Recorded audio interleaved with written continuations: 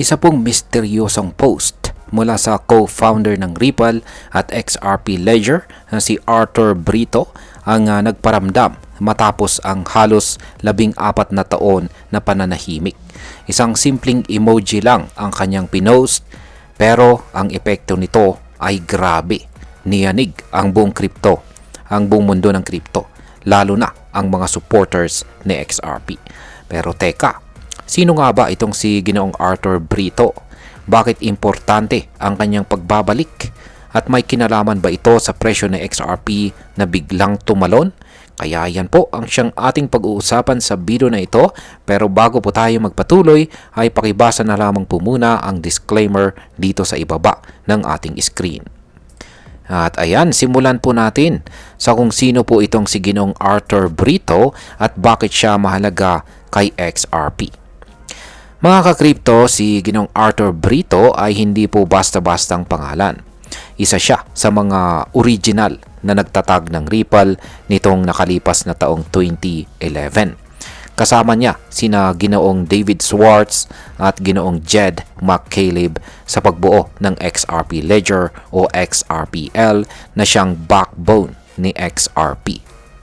Hindi lang yan, si Ginoong Arthur din ang utak sa likod ng Polysign, isang fintech company na may hawak sa standard custody and trust. Isang kumpanya na kilala sa institutional grade digital asset custody. Sa madaling salita, matindi ang kanyang background sa technology at security ng mga digital assets. Pero ang mas nakakagulat, simula po noong taong 2011, simula po noong 2011 pa siya nakagawa ng X account, pero ngayon lamang po siya nag-post gamit lang ang isang emoji. Parang pelikula, di po ba? Ayan. Ngayon ay ano po ang reaksyon ng XRP community sa kanyang post?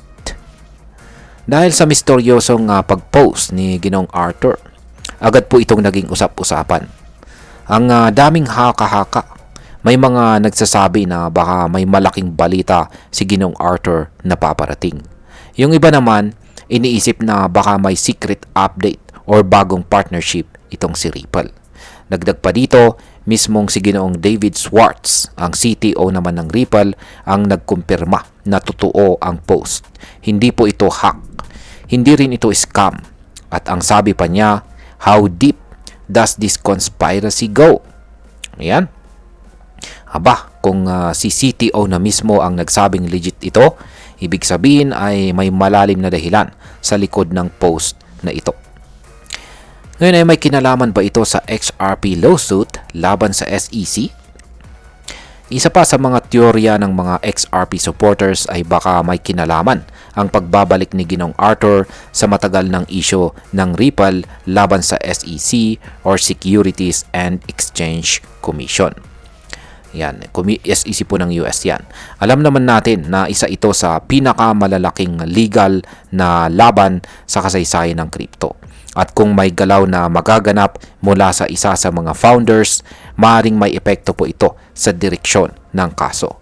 Pwede rin na ang pagbabalik ni Ginoong Arthur ay may timing dahil sa malapit na ring tapusin ang legal battle na ito. Ngayon ay ano naman po ang update sa presyo ni XRP? Sa gitna ng ingay na ito, may isang bagay na kapansin-pansin. Tumalon po ng 9% na ang presyo ni XRP. Umabot na po ito sa presyong $2.20 o mahigit 128 pesos. Ang dating low po niya ay nasa $1.97 at ang kanyang high ay $2.21. Ibig pong sabihin ay may matinding galawan sa market. Pero hindi lamang po yan. Ayon po sa CoinGlass, tumaas din ng higit 7% ang kabuuang XRP futures open interest sa nakaraang 24 oras. Sa loob po ng 4 na oras lamang ay tumaas agad ng 3% ang OI or open interest at umabot po sa $3.81 billion. Ibig pong sabihin, may mga malalaking trader o tinatawag po nating whales na bumibili or gumagalaw sa market. Ngayon, ang sunod po nating tanong dito ay totoo naman kaya ang $10,000 na prediction dito kay XRP? Yan, ito na po ang pinaka-hype na usap-usapan. Ayon po sa ilang reports, may mga nagsasabi na si Ginong Arthur Brito raw ay naniniwala na si XRP ay kayang umabot sa presyong $10,000. Pero linawin po natin, wala po siyang direktang sinabi na ganyan. Ang prediction na ito ay base lamang sa mga speculation at hindi po ito confirmed. Pero kahit ganon, hindi rin natin pwedeng baliwalain ang posibilidad. At bakit kamo? Kasi kung isa ka sa mga co-founders ng isang blockchain project at naniniwala kang malayo ang mararating nito, malamang may ideya ka sa mga plano sa likod ng eksena na hindi alam ng publiko. Ngayon ay ano po ang posibleng galaw ni Ginoong Arthur Brito sa mga susunod na araw? Hindi pa natin alam kung ano talaga ang susunod na hakbang ni Ginoong Arthur. Pero kung babalikan po natin ang kanyang koneksyon sa Ripple at Polysign, malaki ang posibilidad na may strategic move siyang plano. Pwede siyang bumalik bilang advisor. Pwede rin po siyang maglabas ng bagong technology or update na magpapalakas sa XRP Ledger. At kung mangyari man yan, malamang tuloy-tuloy ang pagtaas ng kumpiyansa ng mga investors. Ngayon ay pag-usapan na po natin ang maaring maging epekto nito para sa atin bilang mga Pinoy crypto traders at investors ni XRP.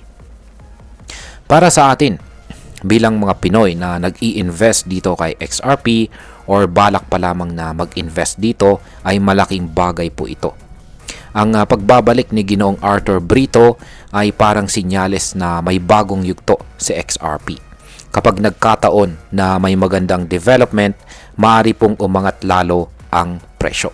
At alam naman natin, kung tataas po ang value, panalo tayo bilang mga investors. Pero syempre, tandaan din natin na ang crypto market ay mabilis pong magbago. Dapat ay lagi pong updated at maingat sa pagdidesisyon.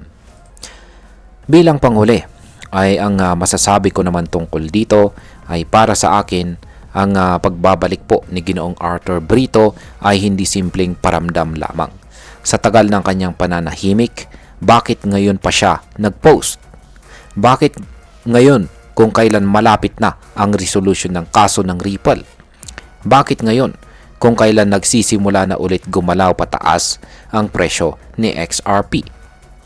Sa tingin ko, hinahanda silang meron po silang hinahanda na major na galaw. At kung ako po ang tatanungin, dapat po tayong maging alerto. Hindi ito panahon para matulog sa pansitan. Ang mga ganitong pangyayari ang nagsisilbing signal na dapat ay bantayan natin ng mabuti si XRP sa mga susunod na linggo. At ayan, hanggang dito na lamang po tayo sa video na ito mga ka-crypto. Marami pong salamat sa panonood. Ingat po tayo lagi at God bless po sa ating lahat.